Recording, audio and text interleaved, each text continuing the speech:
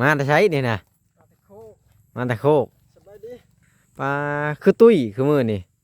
บ่ฮะมีแต่ตุ้ยเด้อจ่อยบ่ได้จ่อยแล้วสิเอาทำเมื่อยนั่งลงพี่มานั่งพี่ห่มพี่อ๋อมาทาพื้นบ่หรือมาทาอย่างอันนี้นะ หาพื้นหาพื้นมาดังนี่อื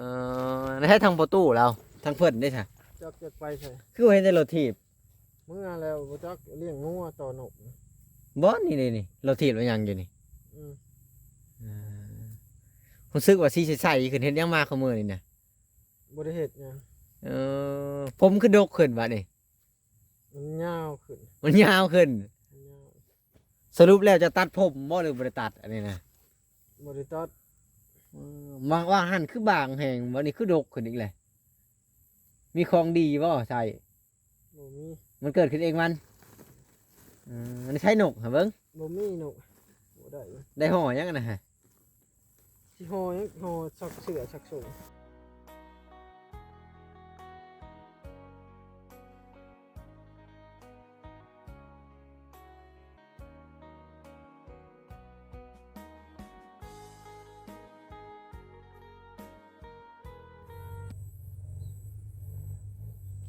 สบายดี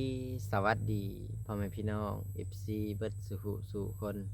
ว่าจะเป็นฝั่งไทยฝั่งลาวหรือว่าสิเป็นทางต่างประเทศ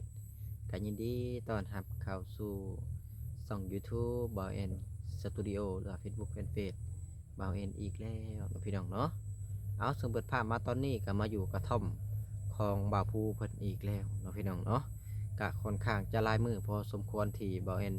บ่ได้เดินทางมาอัปเดตบ่าวภูให้พ่อแม่พี่น้อง FC เบิ่งก็เนื่องจากว่านี่แหละพี่น้องการเดินทางมันเข้ามาบ่ได้มันมีแต่ขี้ตมหรือว่ามีแต่โคตรลายอะไรพี่น้องเนาะมันก็เลยเหตุให้การเดินทางเข้ามาบ่ได้พี่น้องเนาะซึ่งเมื่อวานนี้ทางบ่าวเอ็นก็ได้ไปเบิ่งดินดอนตอนหญ้าก็ยังบ่ได้เว้า100%ว่าสิได้หรือบ่ได้อะไรพี่น้องก็มีแต่ว่ารอลุ้นกันไปเนาะเพราะว่าพ่อแม่พี่น้อง FC ก็ถามเข้ามาหลายว่ายามใดสิสร้างกระท่อมให้บ่าวภูพี่น้องเนาะคือปัจจุบันนี่ยังบ่มีดินบ่อนสิสร้างให้เพิ่นเด้อพ่อแม่พี่น้องเอ้ยก็โอเคพี่น้องเพื่อบริการจักษาเสียเวลาบ่เอ็นก็จะเข้าไปหาบ่าวภูเพิ่นก่อนพี่น้องเนาะก็สมิทสมออยู่ก็บ่ฮู้ว่าไปใส่เพราะว่าบ่าวภูนี่เราเป็นคนมักไปหาอยู่หากินหรือว่าไปใส่มองเข้าไปเบิ่งก่อนพี่น้องเนาะถ้าบ่เห็นเพิ่นบ่เอ็นก็สิเมื่อคือกันแล้วพี่น้องเพราะว่าตอนนี้ก็4 โมงจะฮอด5 โมงแล้วพี่น้องเราก็ยังอยู่ป่าอยู่ดอนอยู่เอากระสันกับเขาไปเลยพี่น้องเสิ่งมากเห็นแต่รถพ่อบ่าวภูพี่น้องเนาะเอาส้นไว้ในนี่พี่น้องเอาลีไว้ในห่มไม้นี่แหละแต่บ่ฮู้ว่าบ่าวภูกับพ่อคนไปทางไหนพี่น้องเนาะ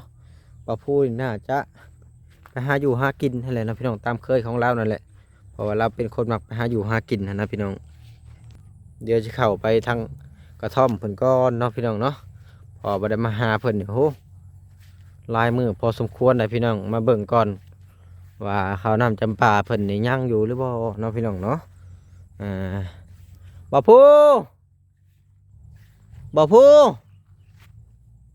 ซอยม้อยพี่น้องเอ้ยไปทางใดดีคือซอยม้อยอยู่ดีอันนี้เนาะพี่น้องนี่แหละนี่เห็นแต่เกิบนี่น่าจะเป็นเกิบพอบ่พูพี่น้องเนาะเห็ดอยู่เห็ดกินอย่างนี้ปัจจุบันนี่เป็นนะพี่น้องเอ้ยป้าน้ำเพิ่นยังบ่ทันเบิดแต่บ่าวเอ็นชื่อมาให้พวกยังคือเก่าตุกน้ำหัวเสือนี่เราก็จะเก็บไว้นะพี่น้องเนาะจักไปให้น้ำอยู่ใช่มากินอันนี้เด้มีดแล้วก็มีที่ซื้อมาให้นี่ก็ยังอยู่นะพี่น้องเนาะแต่บ่ฮู้ว่าเพิ่นเฮ็ดอยู่เฮ็ดกินนี่ยังปัจจุบันนี่พอบ่ได้มาหาเพิ่นโดนแล้วเด้พี่น้องเอ้ยนี่แหละคู่แข้งแองเขามาเพิ่นก็อยู่ในนี่นะพี่น้องอันนั้นก็จะเป็นกระซามหวดเพิ่นกระเป๋าที่บ่เอ็นซื้อมาก็ยังอยู่นะพี่น้องแต่บ่ฮู้ว่าเพิ่นไปทางใดนี่เลยนะพี่น้องบริเวณนี่ก็เต็มไปด้วยไรอ้อยนะพี่น้องเอ้ยเนื่องจากว่ามันไกลทางเข้ามาเดี๋ยวประมาณ3 กิโลนะพี่น้องเนาะจากยี่ห้อนอกอะไรว่าง่ายก็ได้เบิ่งแถวนี้ก่อนนะพี่น้องทำคนแถวนี้ก่อนบ่เห็นบ่พูนะพี่น้อง เห็นมานะพี่น้องน่าจะเป็นพ่อบ่าวผู้มั้งพี่น้องเห็นมาเพิ่นมาหรือว่าบ่าวผู้บ่หรือว่าผู้ใดบ่าวผู้มาหากินพี่น้องพุ่นบ่าวผู้มาหากินอย่างนี้นะ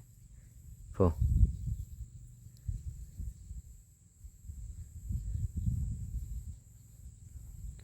ฮัลโหล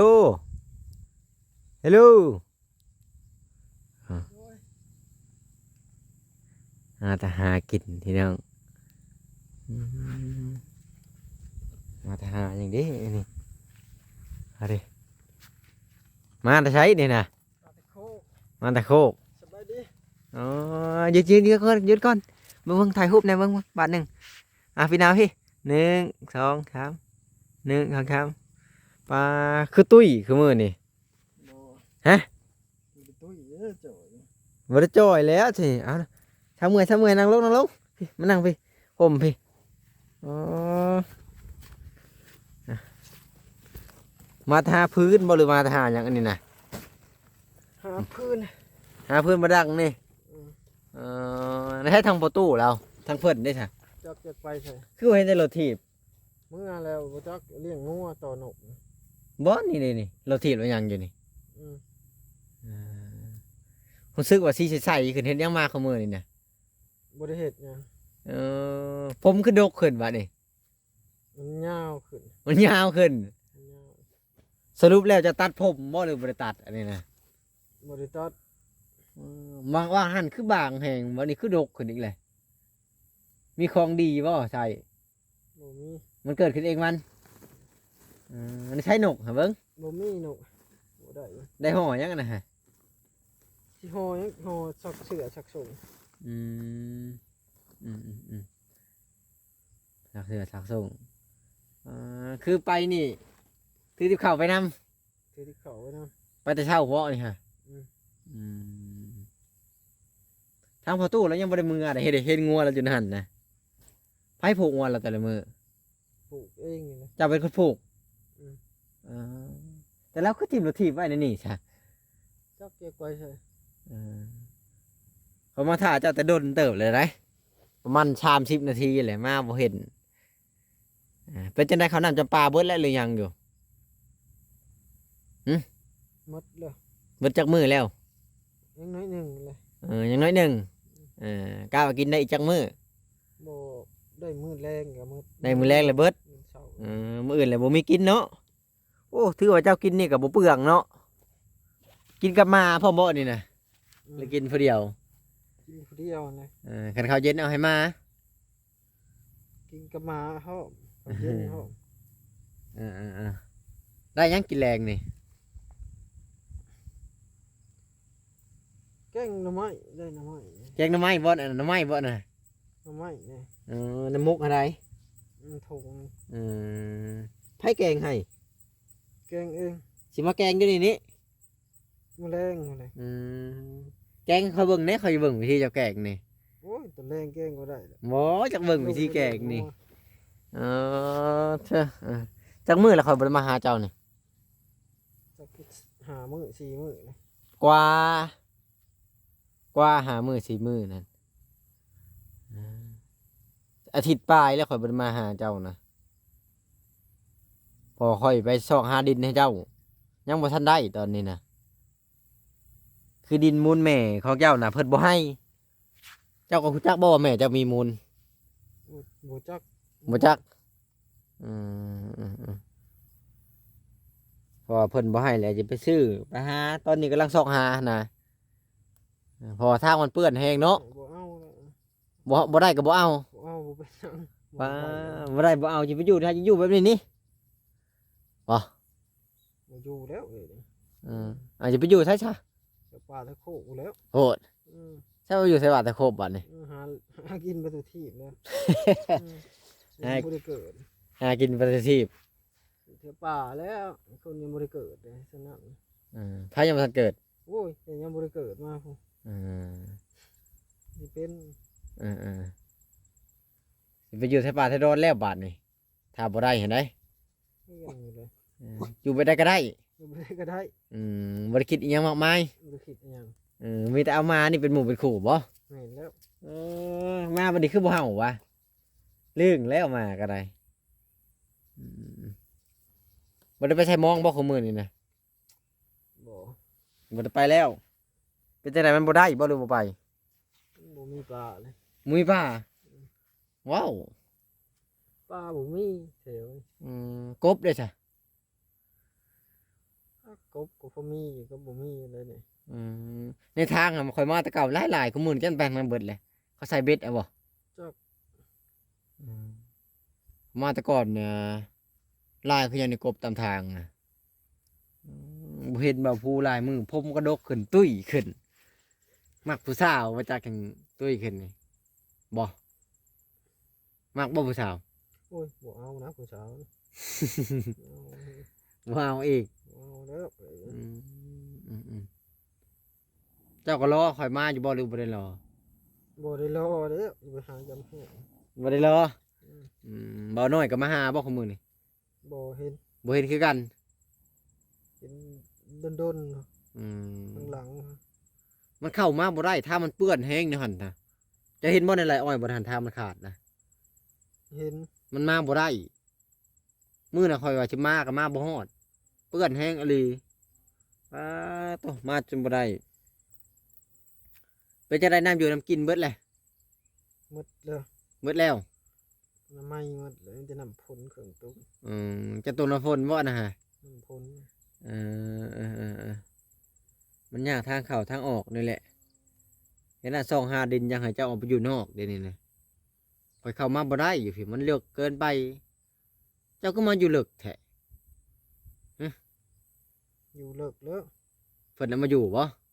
เพิ่นแล้วมาอยู่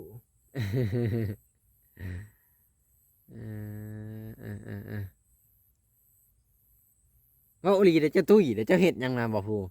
สิเฮ็ดนะ คือตุ้ยซะ ธรรมดา แนมหน้ามาดีๆดูหน้าเจ้าคือเต็มเลยเดี๋ยวนี้ โอ้สิค่ำได้นี่ลงไปเอางัวได้บ่ ได้ปะ สิลงไปเอางัวไปเลี้ยงงัวอีกเด้ อันนี้ไปเลี้ยงงัวอีกอันนี้ฮะ ชื่อรัดไปโตกนี่อยากไปโตก เออ เลี้ยงงัวอยู่นี่ แสดงว่าแต่ละมื้อนี่ยามแรงมาแล้วเจ้ากะเอางัวมาผูกยามเช้าน่ะทั้งเพิ่นออกมาปล่อย ปล่อยแล้วให้เลี้ยงงัวต่อ คอยหาบ่พู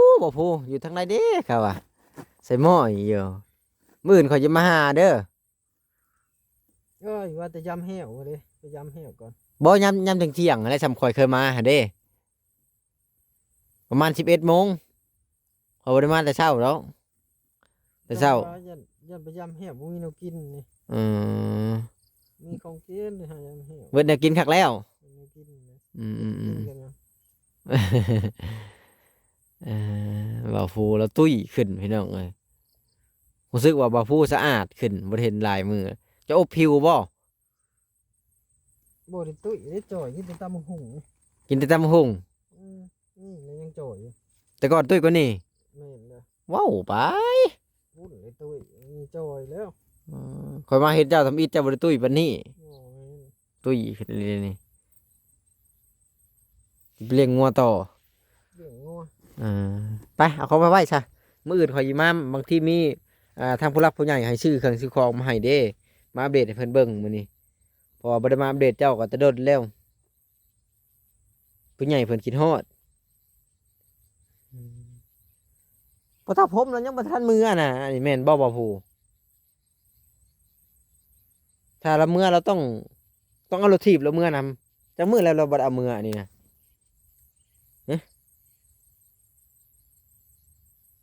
จักมื้อเลย ยังจักไปทางใดยันยังบ่ได้มื้อเด้อ ยังบ่ได้มือยังต่อนกขุมอยู่ แล้วเอาหยังต่อ ไปหาหน่อไม้มาแล้วบ่มาแล้วเห็นแต่เสียมเห็นมาเลย เกิบแล้วคือบ้านหันเกิบเจ้านั่นเลยเกิบเราน่ะ เพิ่นนั่นแหละ เกิบเพิ่นเกิบเจ้าบ่ได้ใช้บ่ตัวประชันน่ะ เกือบชบยัง ยังบ่ได้ใช้แต่เกิบแปะ แต่ก็ขาดกันใส่ เกิบแต่ขาดยังใช้เกิบบูดนะคือบ่ใช้ซะ ยังมันยังนักอยู่บนเปื้อนก่อน วิดเปื้อนก่อน ไว้อยู่ของสกปรกก่อนใช่ ว่าอยู่บนสกปรกบ่นะสกปรกบาดนี่ วางเดินนี่ขี่ไปแล้ว เจ้าก็ขี้เดียดบ่ เดียดแล้วถือกับชบมาแล้วอย่างสา ขี้งัวนี่นะเจ้าขี้เดียดบ่ ขี้เดียดเลยงัวโอ้ยบ่ได้เด้องัวนะ เป็นยังจังบ่อยากได้ ชาติหน้าบ่เอาเด้องัวนะ เว้าไปติดๆตัวแดนเป็นยังบ่เอาซั่นน่ะ ขี้เดียดขี้งัว เกียดกินงัว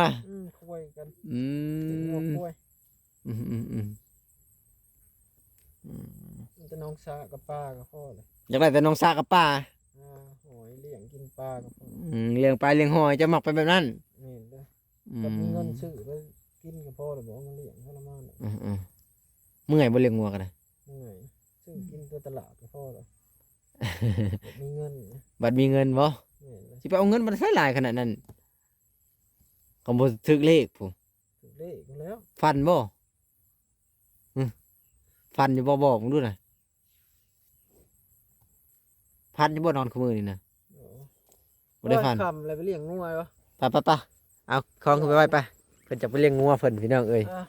สบายดิ หายขึ้นไปพุ่นแล้ว เราอยากไปเลี้ยงงัวแล้วพี่น้องเอ้ยนี่อยู่ว่าสิเอาภู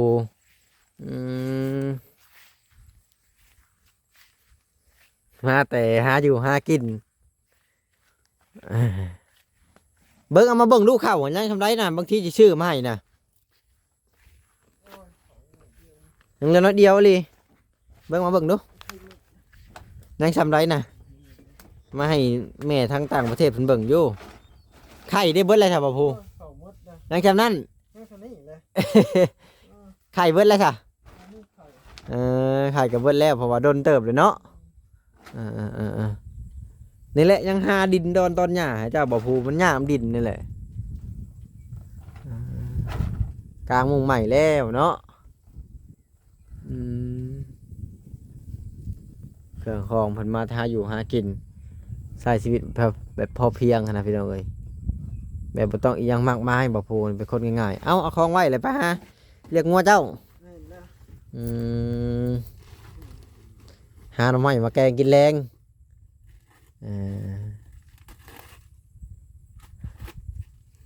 บไดอุ่นบ่ข้าวยำแรงนี่ อุ่น อุ่น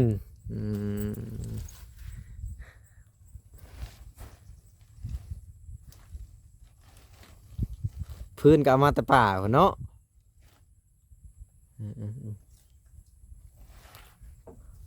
นี่เลยเนาะพี่น้องบดละตกน้ำกินบ่มีน้ำกินเบิดเลยนี่น้ำกินเบิดแล้วตรงมากินไว้ใส่นี่นะพี่น้องเพราะว่าบริเวณรอบๆเนี่ยก็เต็มไปด้วยไรอ้อยอะไรพอง่ายก็ได้นี่มากอันนี้ก็มากแล้วได้บ่านี่โอ้ได้สแกงทำไมเลยบ่ผู้นี่แหละนี่ก็มีแต่มื้ออื่นพุ่นแหล้วเนาะพี่น้องยามเที่ยงหลังจากที่บ่ผู้เรามาแต่ยามแห้วแล้วเพราะว่าเราไปใส่แห้วนกไปตอนนี้ช่วงเที่ยงพอแล้วบางทีก็ตอน11 โมงเพราะว่าบ่พูดแล้วกลับมา11 โมงก็นี่แหละที่มาเยี่ยมมายามทางลาใหม่ก่อนน้ำฝนบ่หรือน้ำสะอาดอันนั้นน่ะ น้ำฝน ตัวนั้นก็น้ำฝนนะหรือว่าน้ำยังบ่ทันเบิดตัวนั้นบ่พู หนังก็น้ำฝนเพื่อน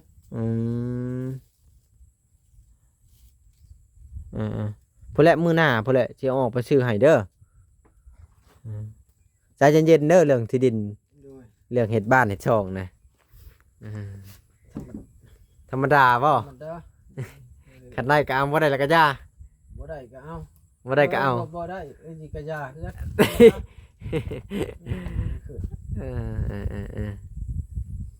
นี่แหละเนาะข้าวเบิดแล้วเนาะพี่น้องเนาะข้าวเพิ่นเบิดแล้วเพราะว่า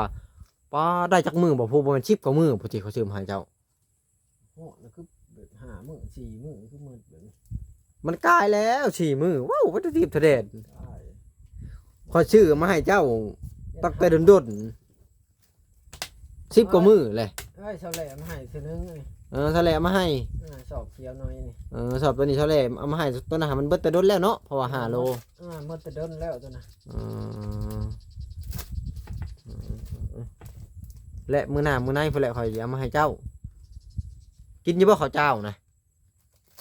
กินหมดข้าวเจ้าคันนี้เนาะ ข้าวเจ้าข้าวเหนียวเขากินเบิด มัด อืมไปลงไปง่ายงัวจะไปพี่น้องเอ้ยมายำแรงๆเพราะว่าตอนนี้จักโมงก็เบิ่งโมงก็5 โมงปลายเลยแต่ว่ายังแดดอยู่เพราะว่ามันแจ้งเด้พี่น้องพุดงัวเราเมื่อกี้นี่บ่แอนลงไปนำพอตู้เอิ้นเวิร์กก็บ่ใส่หม้อยอยู่ ผูกงัวแล้วไปหาเอาอย่านางอีกเด้ เจ้าหั่นใด แม่นเลย เออ